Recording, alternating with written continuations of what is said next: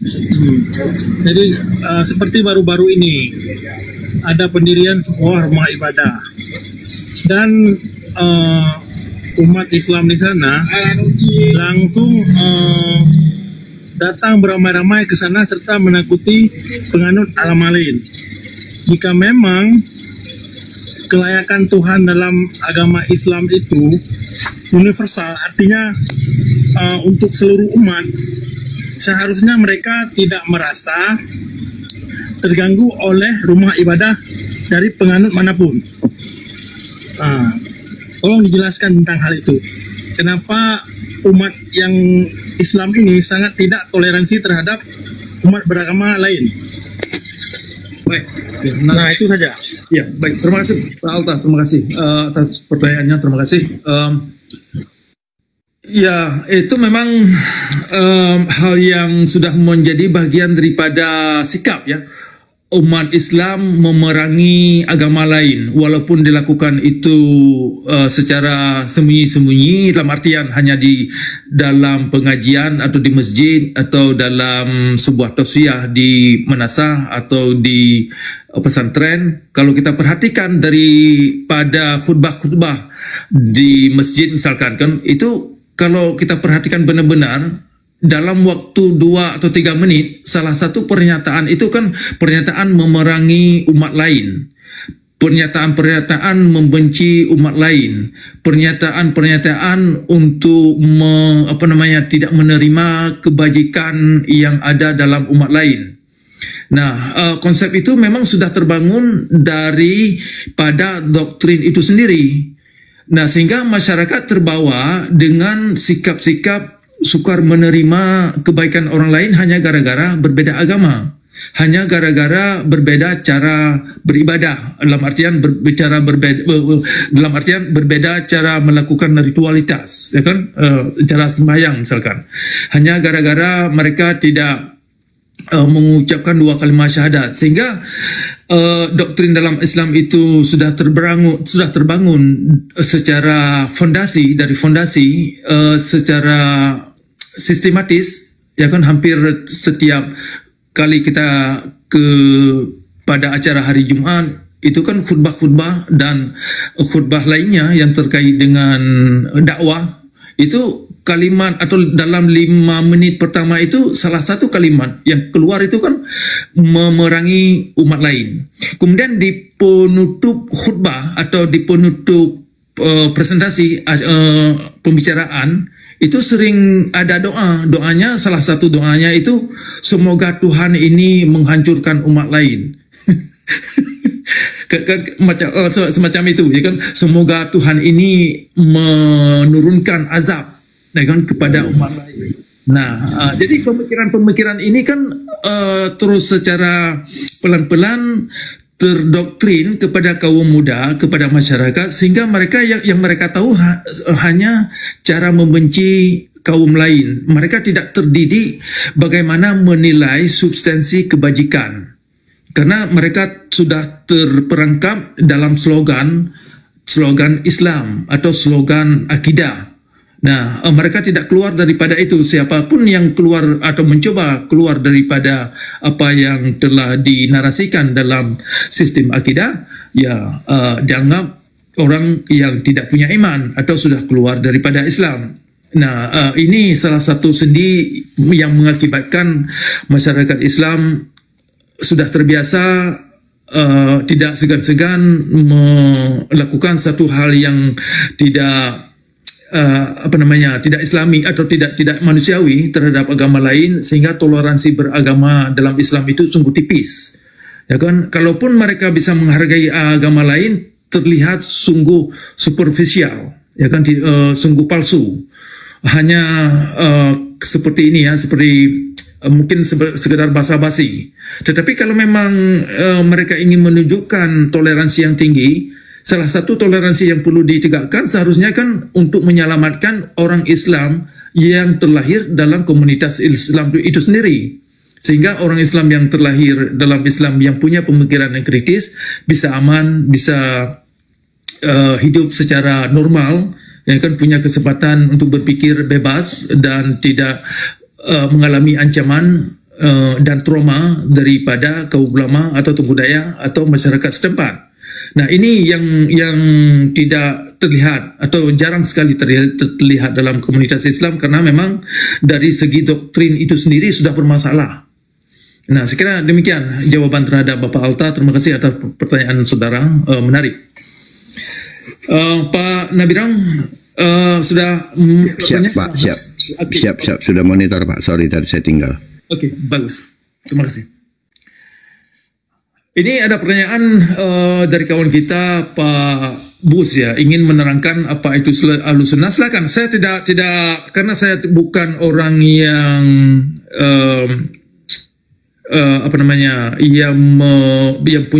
yang harus membela prinsip secara slogan, ya kan. Saya bukan orang ideolog. Nah, karena saya bukan orang ideolog, saya tidak punya masalah kalau memang Anda bisa memberikan satu keterangan lain terhadap nama sebuah disiplin ilmu. Nah, tadi Anda menyebutkan nampaknya Anda ingin menerangkan apa arti Ahlussunnah. Ya, silakan Pak Bus. Menurut Anda itu apa?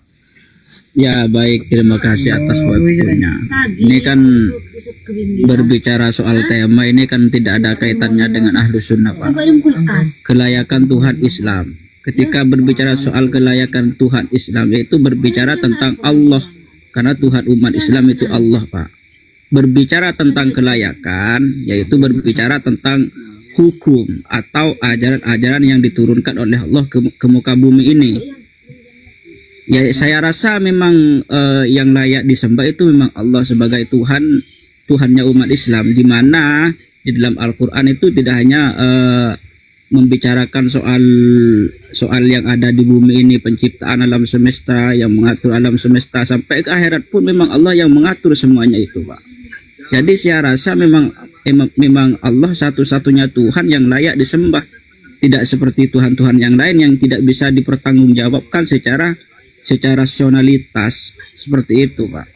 Jadi kalau Pak Cakra ini berbicara soal Ahlussunnah wal Jamaah, ini tidak ada kaitannya dengan Tuhannya umat Islam, karena memang Ahlussunnah itu sempalan daripada Islam, Pak. Di mana Islam itu ada Wahabi, ada Ahlussunnah wal Jamaah, semuanya itu bertuhan kepada Tuhan yang satu, yaitu Allah Subhanahu wa taala. Ya, kembali ke ajaran yang tadi, di mana Al-Quran itu memang tidak bisa kita pahami secara tekstual, tidak bisa dipahami secara lafaz yang termaktub dalam Al-Quran itu sendiri, tapi masih membutuhkan alat yang banyak, yang ada sekitar 19 ayat yang perlu kita pahami, disiplin ilmu, sehingga kita bisa memahami Al-Quran. Begitu, Pak. Ketika Allah mengatakan dalam Al-Quran, aqimus sholah, dirikanlah sholat. Ini saya bawa satu contoh. Ketika Allah mengatakan di Al-Quran itu aqimus sholah, seperti apa sholat? Ya tentu kita tidak bisa kita pahami secara pemikiran kita sendiri, karena itu masih membutuhkan banyak alat untuk memahami Al-Quran itu sendiri. Itu salah satu beberapa pengantar dari saya. Dan Pak Cakra ini sering mengatakan mencari kebenaran. Lah, saya tanya kepada Pak Cakra, standar kebenaran menurut Pak Cakra ini seperti apa? Apakah bisa kebenaran yang bisa dibuktikan secara empiris atau nyaman menurut Pak Cakra, atau memang standar kebenaran itu yang bisa membantu Pak Cakra menolong Pak Cakra nanti di akhirat? Seperti apa standar kebenaran menurut Pak Cakra? Biar kami juga ingin membantu gitu, Pak ya. Ya, baik. Jadi persoalan kata-kata Ahlussunnah, jadi tadi sudah saya terangkan apa yang saya maksud Ahlussunnah. Jadi anda lain yang ingin memberi satu nama lain, ya silakan. Jadi untuk menyederhanakan inti atau item atau hal-hal atau disiplin ilmu yang ada dalam Islam, karena ada beberapa, makanya saya pakai satu istilah agar bisa lebih sederhana, lebih mudah dimengerti. Makanya itu Ahlussunnah adalah cara Nabi hidup atau merujuk kepada bagaimana Nabi mengutarakan satu pernyataan atau bagaimana mengeksekusi pernyataan yang diklaim dalam atikat, dalam tindakannya. Nah, Ahlus Sunnah adalah perilaku atau perkataan-perkataan Nabi. Nah, maka ketika kita mengatakan phrase atau statement yang demikian, maka itu ada terkait dengan ajaran dalam Islam itu sudah termasuk terjemahan Al-Quran yang dianggap atau yang digunakan oleh kitab fikih atau hadis, sudah termasuk pendapat mazhab, sudah termasuk definisi daripada tafsiran atau para penafsir, sudah termasuk juga para ahli-ahli yang dianggap ahli agama seperti Al-Ghazali dan lain-lain yang memfavoritkan Islamic Orthodox atau Islamic Orthodoxy, dalam hal ini Ahlus Sunnah. Nah, jadi untuk Anda mengerti kenapa saya menggunakan Ahlus Sunnah, agar bahasanya lebih sederhana. Nah, kemudian menjawab tentang kenapa saya mempermasalahkan atau mempertanyakan kelayakan ajaran Tuhan. Tadi sudah saya terangkan, karena dari ajaran inilah yang membuat manusia ini bertindak terhadap sesuatu tindakan. Nah kan, jadi mempertanyakan kelayakan itu karena kita mau menguji antara yang kita kerjakan dan hasil yang dihasilkan, nilai yang dihasilkan. Kalau yang kita kerjakan ternyata hasilnya itu berdongeng, maka ada masalah dengan yang kita kerjakan ini. Nah, makanya dalam Islam ini tidak cukup dengan hanya menggunakan slogan. Slogan itu tidak cukup. Bahwa mengklaim, segala kebenaran dari Tuhan. Maka kita harus ketahui esensi kebenaran yang dimaksud. Nah, tidak hanya berada di angan-angan. Tidak bisa referensikannya itu ditunjukkan kepada abad ke-7. Dan juga tidak bisa ditunjukkan kebenaran itu akan ada setelah kita mati. Jadi konsep-konsep pemikiran itu yang bermasalah. Jadi cara kita mencari kebenaran dengan menunjukkan pada abad ke-7, yang Anda sendiri tidak lahir pada waktu itu, saya belum lahir pada waktu itu, kita semua tidak lahir pada waktu itu, kita tidak bisa menggunakan data yang demikian sebagai referensi. Tetapi hanya sebagai klaim yang hanya sebagai klaim, hanya sebagai ilusi. Nah, kemudian juga kita tidak bisa menggunakan referensi kalau ada satu klaim yang untuk menunjukkan manifestasi dari klaim itu adanya setelah kita mati, setelah dunia ini dileburkan. Mungkin kita nggak tahu 1000 tahun yang lalu atau 1000 tahun, maksud saya 1000 tahun kemudian atau 1 miliar tahun kemudian baru terjadinya kiamat. Nah, klaim-klaim yang demikianlah yang membuat umat Islam ini terperangkap dalam kegelapan. Nah, untuk kita keluar daripada kegelapan itu harus kita fokuskan kepada masa sekarang ini.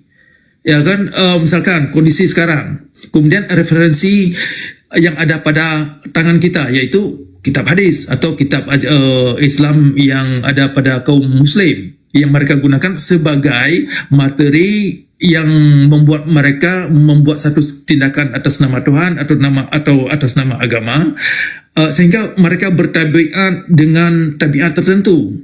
Dalam hal ini kita permasalahkan kok kondisi umat Islam ini terus tertinggal dan terus tidak aman bagi masyarakat dunia, dan juga tidak aman bagi masyarakat itu sendiri, masyarakat Islam.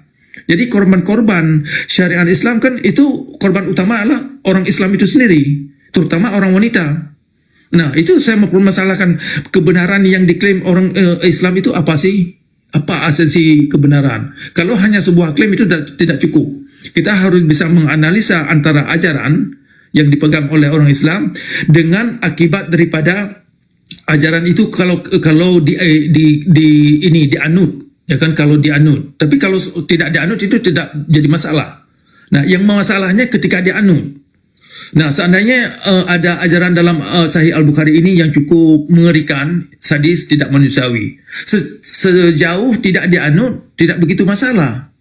Yang jadi masalah ini ketika dianut, apalagi dianut ini atas nama public policy atau peraturan umum yang sekarang terjadi di Aceh, yang sudah menjadi peraturan kepada masyarakat banyak. Juga sehari-hari ini kita lihat apa yang terjadi di negara-negara lain, di tempat-tempat lain, misalnya kayak di Boko Haram di Afrika, di Somalia, di Afghanistan, di Pakistan, di tempat-tempat lain. Jadi efek itu sudah ada di depan kita semua untuk bisa kita bisa terima kenyataan jujur bahwa kondisi ini bermasalah. Kalau memang kita ingin mengacu umat kepada kondisi yang memang bukan demikian, maka kita kaji dulu. Mungkin kita harus perlu rombak, rekonstruksi agama itu sendiri. Kalau memang ajaran agama Islam yang dianut umat ini bermasalah. Nah, itulah posisi saya. Cara mencari kebenaran itu, yang pertama harus ada dalam alam, harus bisa kita faktualkan klaimnya itu bagaimana, hipotesisnya itu bagaimana. Ya kan? Sehingga semua orang, bukan hanya orang Islam, semua orang, baik itu orang Kristen, semua umat bisa menganalisa data tersebut. Nah, dengan data tersebut kita bisa lebih tahu mana yang bermasalah, ajaran yang bermasalah sehingga mengakibatkan umat yang demikian rupa. Kira-kira mana mana hal-hal yang perlu pemikiran baru, perlu rekonstruksi baru. Nah, kalaupun misalkan agama Islam ini diklaim, oh agama Islam ini sudah final, sudah ini adalah apa namanya kalau istilah di Aceh itu harga mati, ya kan? Keimanan ini harga mati, tidak mau tahu. Nah, pemikiran-pemikiran yang demikian itulah yang bermasalah. Berarti kalau kita sudah mengklaim harga mati terhadap ajaran dogma yang cukup bermasalah, kalau kita sudah mengklaim agama Islam ini perfect, sempurna, ternyata banyak lubang-lubang, banyak kemiringan-kemiringan, tetapi kita tidak mau tahu, inilah yang membuat masalah, yang membuat Islam ini terus tertinggal dan tidak bisa memperbaiki diri. Itu jawabannya. Jelas. Terima kasih, Pak. Benar. Saya boleh berpendapat tidak sedikit. Ya, silakan Pak Alta ya. Silakan. Ya, terima kasih. Contohnya saat ini Aceh dinobatkan sebagai provinsi termiskin di Pulau Sumatera. Sedangkan Aceh saat ini menerapkan syariat Islam. Dengan menerapkan syariat Islam, wisatawan asing dari luar negeri artinya akan kesulitan berkunjung ke Aceh. Dan itu mengurangi pendapatan Aceh. Sedangkan Aceh saat ini dalam kondisi sebagai provinsi termiskin di Sumatera. Saya rasa penerapan syariat ini bukan membawa manfaat untuk rakyat Aceh, tapi justru memperburuk kondisi ekonomi rakyat Aceh. Nah, dari situ kita bisa menilai ada sesuatu yang salah yang perlu diperbaiki. Menarik. Iya, menarik sekali Pak Alta. Terima kasih atas kontribusi komennya itu. Itulah yang sukar diterima masyarakat Islam. Inilah kenyataan yang perlu kita tunjukkan kepada masyarakat Aceh, kepada masyarakat Indonesia semuanya, untuk menyadari kondisi yang ada dalam alam. Ternyata setelah adanya syariat Islam, malah moralitas umat Islam ini terpuruk. Ya kan? Malah jangan hanya moralitas, karena moralitas ini terkait dengan tabiat terhadap sikap, ini kan efeknya kepada tindakan. Tindakan ini membuat kebijakan masyarakat, baik itu secara pribadi dan juga kebijakan ini yang diambil oleh pemerintah yang bermuara kepada syariat itu, sehingga kebijakan yang dibikin itu menakutkan para kaum lain, dalam hal ini terutama investor, untuk sangat berhati-hati datang ke Aceh. Nah, sekarang buktinya, jangankan kita sukar mengajak orang dari luar untuk betah di Aceh, orang Aceh sendiri yang sudah punya dana atau ingin menginvestasikan dananya, mereka tidak lagi tertarik kembali ke Aceh, malah larinya ke tempat-tempat lain. Alasannya kenapa? Karena memang kondisi itu tidak kondusif untuk bagi mereka hidup sejahtera, hidup berkembang, hidup bisa lebih damai. Mereka tahu karena yang terjadi di lapangan memang demikian. Nah, ini yang perlu sekali ingin saya tekankan kepada kawan-kawan saya yang ada di Aceh untuk bisa jujur. Efek yang dialami oleh masyarakat. Nah, kalau orang Aceh, masyarakat Islam hanya untuk membela doktrin, ya kan, hanya demi agama, hanya karena ini adalah memang dasarnya akidah, ini adalah agama yang dianggap sudah sempurna, ini adalah harga mati, ya kan, tidak bisa tawar-menawar. Nah, sejauh umat Aceh atau orang Islam Aceh mengklaim ini adalah harga mati dalam beragama, sejauh itu mereka tidak bisa memperbaiki diri. Sehingga ayat 11 dari surah Al-A'raf itu tidak berguna bagi mereka. Malah Al-Quran itu sendiri yang mengajak berpikir. Misalkan kita ajukan ayat 11 dari surah ayat 36 dari surah Al-Isra untuk mengajak mereka berpikir, mereka tolak. Berarti ada sejumlah ayat-ayat Al-Quran yang bagus yang bisa membawa umat kepada pencerahan ditolak. Nah, timbul pertanyaan, kalau Tuhan yang dibentuk oleh Ahlus Sunnah menolak sejumlah ayat yang bagus, yang bisa mengajak manusia kepada pencerahan, yang bisa mengajak manusia jujur, yang bisa mengajak manusia lebih manusiawi, kok ditolak? Berarti perlu kita permasalahkan konsep yang dibentuk oleh Ahlus Sunnah. Berarti Tuhan versi Ahlus Sunnah, ya, sekali lagi ketika saya katakan Ahlus Sunnah, versi hadis, versi fikih, versi mazhab, versi penafsir Ibnu Katsir atau lain-lain, atau versi Imam Ghazali. Ya kan, karena dari Imam Ghazali adalah salah satu pelopor yang mengedepankan konsep-konsep Ahlus Sunnah. Nah, jadi konsep Tuhan yang dibentuk oleh Ahlus Sunnah ternyata bermasalah. Ternyata hanya menjerumuskan manusia itu kepada kezaliman, kepada kenestapaan, dan tidak akan bisa mengangkat maruah kita sebagai personal, dan juga tidak akan mengangkat maruah komunitas kepada kemajuan dan peradaban yang maju mulia. Nah, itu yang jelas. Jadi poin yang diangkat oleh kawan kita tadi, Pak Atas, itu sungguh tepat, agar orang Islam Aceh itu bisa introspeksi, paling kurang berani jujur terhadap kondisi yang ada di lapangan.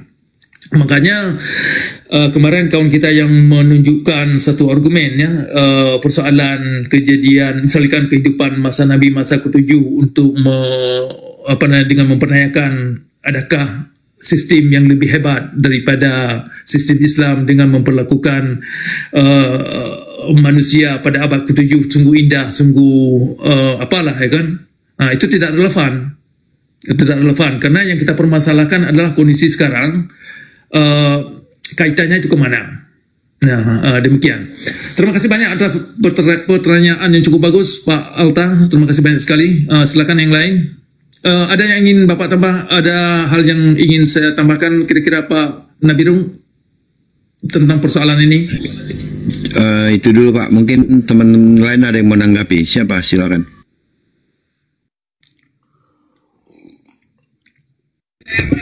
Baik, terkait dengan yang Pak Cakra sampaikan tadi mengenai orang-orang masyarakat Aceh yang mengatakan bahwa keimanan itu adalah harga mati, memang itu sangat saya sepakat, Pak. Yang tidak sepakat apabila orang Aceh ini mengatakan iman itu adalah harga mati, lalu itu merugikan orang-orang lain, itu yang tidak sepakat, Pak.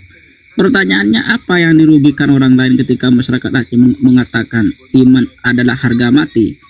Gitu. Dan saya rasa yang tadi itu tentang membahas tentang ekonomi, karena orang Aceh menerapkan hukum-hukum Islam sehingga menyebabkan ekonomi sangat merendah. Itu apa hubungannya itu? Saya rasa tidak ada hubungan antara ekonomi dengan ajaran. Itu yang pertama. Yang kedua, Pak Cakra tadi ngomong bahwasannya Ahlus Sunnah menjerumuskan. Dari segi mana yang menjerumuskan? Coba pakai data biar kami itu tahu. Halo. Boleh saya bantah sedikit ya? Saya rasa yang bagaimana dengan Islam Islamfobia, orang-orang yang anti Islam di Eropa yang membunuh orang-orang tidak berdosa, yang menghantam yang orang-orang yang berkerudung, itu kan banyak lagi. Kenapa harus Islam yang selalu dikatakan kriminal? Itu Pak ya. Coba pakai data, tunjukkan datanya kalau Ahlus Sunnah itu pernah melakukan kekejian. Itu. Baik, baik, terima kasih Pak Bus. Silakan Pak Alta, apa yang ingin Anda tambah? Silakan.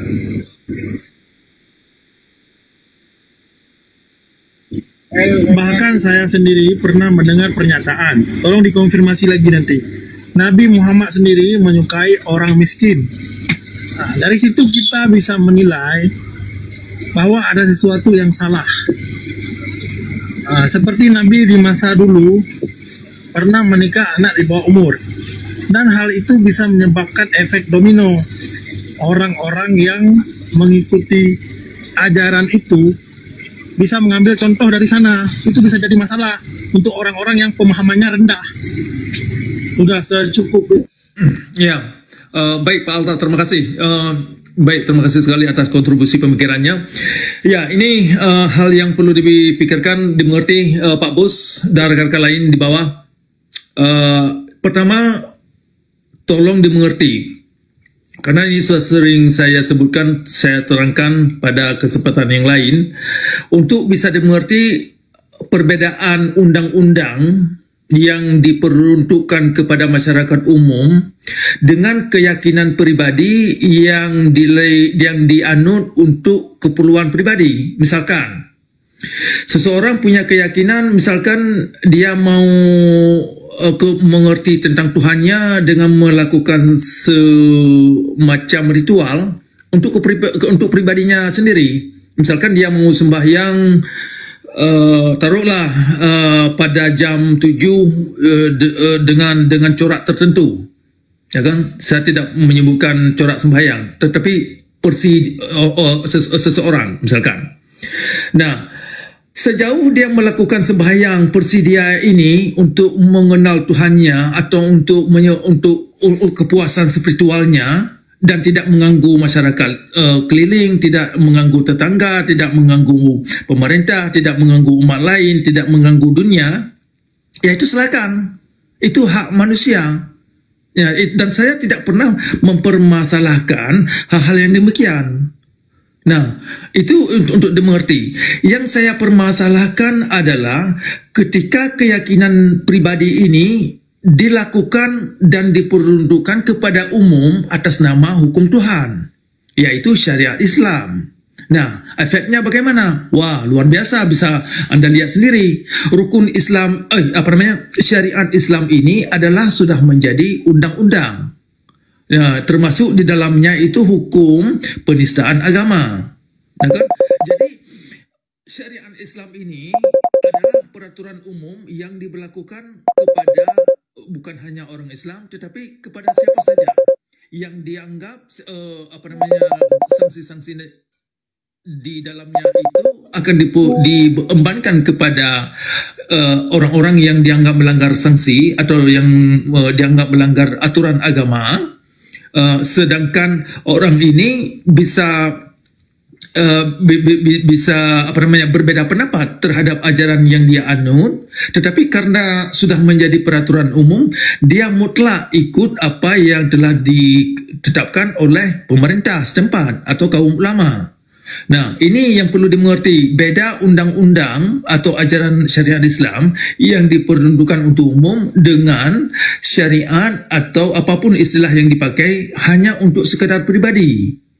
Nah, yang saya permasalahkan adalah undang-undang atau hukum Tuhan atau hukum yang diatasnamakan hukum Tuhan yang diperuntukkan untuk umum. Sementara publik, ya kan, umum, siapapun agamanya, baik orang Kristen, orang Islam, orang yang pernah lahir dalam komunitas Islam, atau orang yang tidak punya agama. Nah, kalau masyarakat umum ini terefekkan atau apa namanya membawa efek kepada mereka, maka masyarakat umum punya hak untuk mengkritik, untuk mempermasalahkan kelayakan konsep Tuhan yang dimengerti oleh yang membuat hukum tersebut. Ya kan?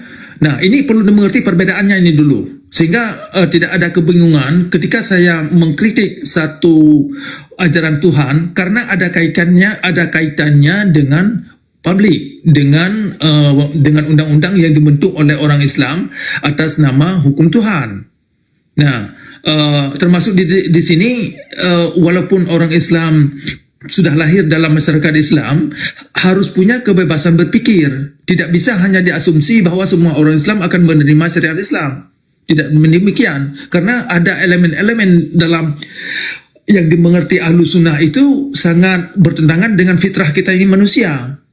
Jadi sudah banyak contoh kemarin, beberapa tahun yang lalu, malah setiap hari, setiap saat ada kesempatan, saya mencoba terangkan, mendefinisikan definisi baru, menunjukkan pengertian-pengertian baru, pemikiran-pemikiran baru yang bisa berguna buat saya sendiri dan bagi orang banyak.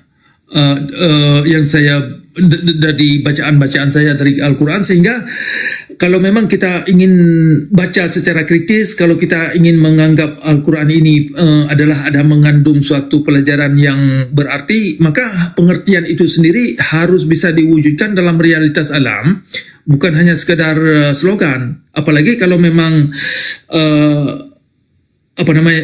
apalagi kalau satu klaim yang dibuat atas nama Tuhan, kalau ini diperuntukkan kepada umum, itu satu yang lebih serius lagi, perlu dipikirkan apakah benar tujuan Tuhan membentuk suatu pengertian sedemikian rupa sehingga dapat menzalimi manusia, atau tujuannya untuk menzalimi sesama manusia agar tercapainya satu tujuan akhir setelah dunia ini dihancurkan. Jadi konsep-konsep itu yang bermasalah, maka saya mencoba mengkaji, ya kan, permasalahannya di mana, dasar pemikirannya itu kok bisa ke situ, dan jalan keluarnya itu bagaimana. Nah, jadi kritikan saya di sini adalah mencoba menginspirasikan kawan-kawan semua untuk paling kurang jujur, paling kurang menerima ayat-ayat yang ada dalam Al-Quran yang sudah bagus. Nah, persoalannya masyarakat Islam, apalagi dalam Ahlus Sunnah, menolak ayat-ayat yang ada dalam Al-Quran, pengertian-pengertian yang baik, yang berguna bagi masyarakat atau bagi kita sendiri, ditolak. Nah, jadi ada kemunafikan yang sungguh bermasalah dalam konsep ilmu Ahlus Sunnah. Nah, makanya kita perlu pertanyakan, kita perlu kritik. Jangankan kita perlu kritik ulama, jangankan kita perlu kritik hadis, jangankan kita perlu kritik Nabi yang ada dalam Islam, Tuhan itu sendiri, esensi Tuhan yang dibentuk oleh Ahlus Sunnah, perlu kita pertanyakan kelayakannya bagaimana. Nah, itu tujuan komunikasi kita atau komal kita ini, untuk menggali sendi-sendi yang demikian sehingga kita bisa mereview, ya kan, melakukan satu introspeksi kalau ada hal-hal yang memang tidak tepat dan tidak mengacu kepada data yang ada dalam alam untuk kita bisa perbaiki. Kalau tidak ada jalan keluar untuk bisa kita perbaiki, maka masyarakat Islam akan terus terpuruk, terus terperangkap dalam dogma buta yang mereka terima dari orang tua. Nah, kan, ini makanya pentingnya rekonstruksi pemikiran baru. Makanya pemikiran-pemikiran misalkan mengklaim Islam ini adalah sempurna, kemudian sikap-sikap ini adalah Islam ini adalah harga mati, tidak mau tahu, tidak mau memikirkan kondisi-kondisi yang ada dalam alam, tidak mau memikirkan kalau dogma-dogma buta itu telah menjerumuskan mereka sendiri kepada kegelapan, ya kan? Itu sikap harga mati yang demikian itu yang bermasalah. sikap-sikap yang tidak mau mencoba melakukan satu introspeksi kepada pembaharuan. Nah, kalau bisa saya tambah itu ayat 170 kalau nggak salah, bisa Anda cek pada surah Al-Baqarah. Yang mengatakan yang intinya agama yang kita terima dari orang tua itu kalau memang tidak masuk akal, perlu kita pertanyakan kelayakannya. Termasuk Tuhan yang ada dalam agama itu sendiri, dalam hal ini agama Islam. Nah, demikian dulu sebelum saya lanjutkan.